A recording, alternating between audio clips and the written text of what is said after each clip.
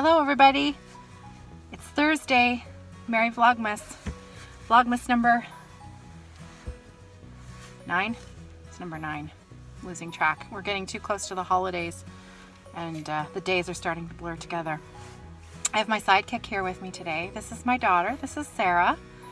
And as you can see, she's no worse for the wear for falling down the stairs exactly a week ago today. So I'm pretty happy. I'm letting her play hooky from school today and we are headed to the mall. Because as I've told you, I haven't done any of my Christmas shopping yet. And that hasn't changed. I still haven't done any of my Christmas shopping. So Sarah's being a trooper today and she's going to come along and help me out. And hopefully by the end of today, we'll be done. Other than groceries, that's tomorrow. Want to stay home from school tomorrow too? No. Oh, shucks. Okay, so we thought that we would share some Temari with you today. Temari is a Japanese thread ball. It's Japanese embroidered thread ball with a very long, rich history and tradition.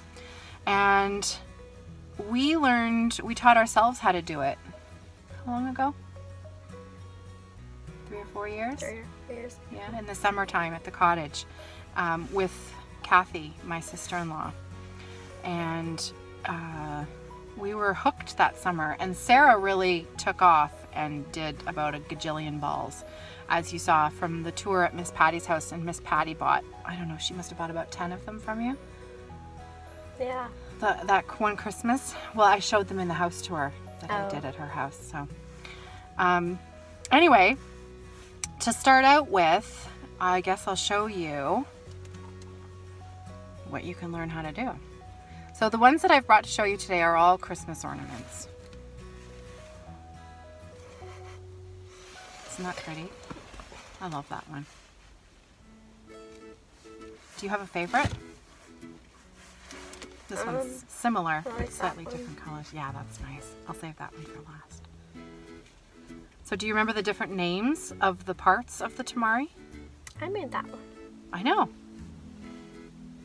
The obi belt. The obi belt, the obi line, that's around the middle of the ball. And then we have the 2 poles. The North Pole and the South Pole, that's right.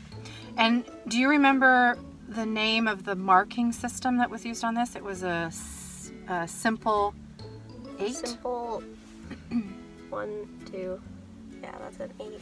This is called an S8 ball, which means basically that the ball itself is divided into 8 wedges. And then the design is done on each one of those wedges of the ball. So this one, which I love, and you see this one in the videos that I take in my sewing room. This one's a C8, I think, which means that as well as the wedges that go from the north to the south, there are the wedges on the horizontal as well. So when you turn the ball, you have different marking lines, different measuring and marking lines in order to make your designs on. This was one of my favorites to do. And If it takes forever to mark. Yeah, they do. That's a really good tip, actually. You have to take your time with your measuring and your marking if you want the ball to be its best, because a little bit of mismeasurement, mismarking, and your symmetry is off. So this was one that Kathy did. It's a C16. A C16, that's right. So 16 different dividing lines all over the ball. And she did this one with pearl cotton. I'm not sure that's going to blow out a little bit. Can you put your hand up beside the ball to block a little bit of the light? Oh, okay, maybe not. Oh, there. There. So you can see the pearl cottons in there. So simply she just used what she had on hand. These other ones use metallic, which I believe is made by Rainbow Gallery, and you can buy it in bulk if you're interested in doing this as a craft. Buying them in bulk is a good idea because you do tend to go through quite a lot. The pearl cottons as well. We went through a lot of pearl cotton. So I showed you that one. And another couple that Kathy made, this one was really sweet. So just a tiny little ball with just the North and the South Pole decorated. It's called a chrysanthemum. That's right. So this one was a simpler chrysanthemum done with pearl cotton. And then this one, I think you made this one as well.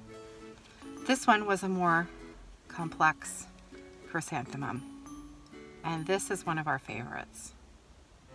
As you can see the petals of the flower. It's such a beautiful design. So Temari traditionally uses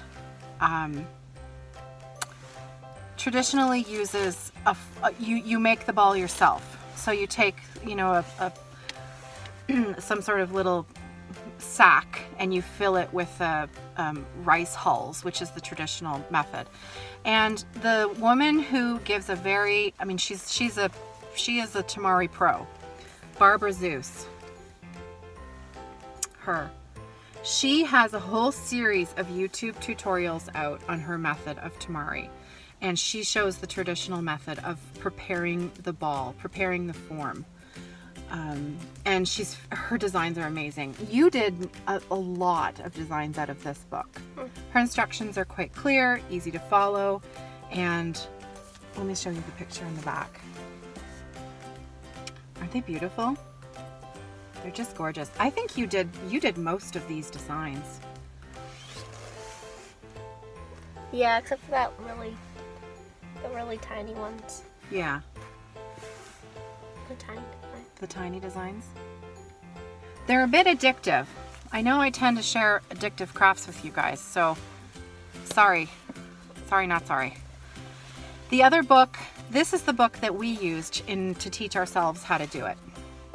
This is Diana van der Voort. And this ball right here, this we called the learner ball. This was the most simple design, the most basic design. This is, whoop, that one came with a dog hair attached. There we go. So this is the one that I made for a photo tutorial that's up on my blog. And I know I took inspiration from Diana's pattern, and, you know, full credit to Diana. Her method of starting, most of how I did this ball, I did following her instructions. And if you enjoy Temari as a craft, she has a whole series of books on Temari. They're worth every penny. Her instructions are fantastic. They're very clear, step by step, great instructions. Now, Diana does something slightly different from Barbara in that I like to call it the cheater method, because I don't have time to prepare a form with rice hulls. I just want to get right to the stitching on the top. So we use styrofoam balls that you can just readily buy at the craft store. It's a styrofoam ball, and then we follow the steps from there. There is a few steps before you're ready to do the embroidery on top. Do you remember what they are?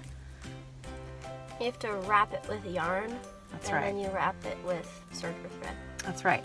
So you're going to wrap it with, you're going to prepare that styrofoam ball with a layer of yarn, and then you're going to wrap that again with sewing thread.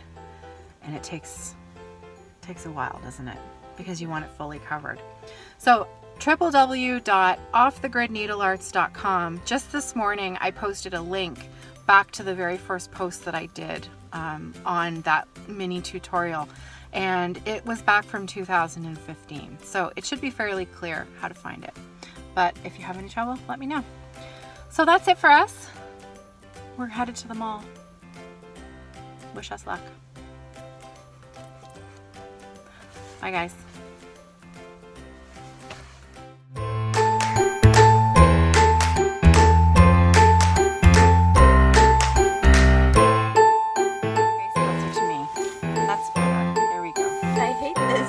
Looking at myself. Why? It's fine. You can put the book in front of your face the whole time. Okay, are you ready? Yep. Okay. Hello everybody. Merry Vlogmas. You can talk. I don't know what to say. All right. Okay. So, what is Temari, Sarah? It's a ball of string. Okay, we're gonna have to redo that.